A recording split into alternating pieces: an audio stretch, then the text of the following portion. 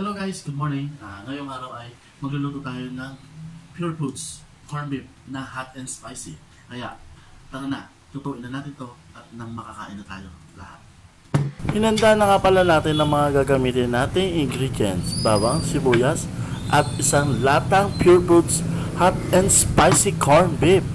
At hiniwa na rin natin ang bawang at sibuyas. Tara, simulan na natin ang pagluluto. Kapag mainit na ang kawali, pwede natin ilagay ang bawang at sibuyas. Lagyan natin ng paminta, asin, at Knorr seasoning para sumarap ang corned beef. Kaya ito, ilagay na natin ang isang latang Pure Foods corned beef. Okay guys, luto na ang ginisang Pure Foods corned beef. Yan, napakasarap, yummy! Simpleng ulam pero napakasarap ng Pure Foods spicy corned beef.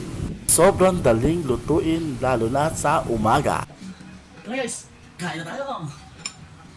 Thank you for watching my video. Don't forget to like and share. Yummy! See you on my next video. Bye-bye! Thank you for watching my video. Bye-bye.